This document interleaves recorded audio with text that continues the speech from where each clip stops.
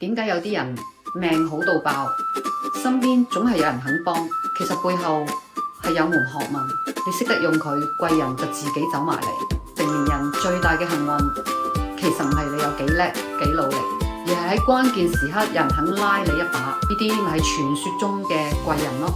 貴人唔係天降嘅神兵，全部都係你嘅氣場吸過嚟嘅。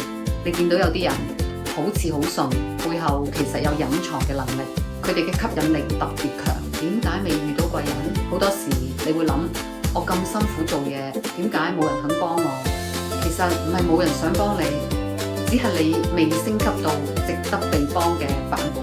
真心講，貴人只係會幫兩種人。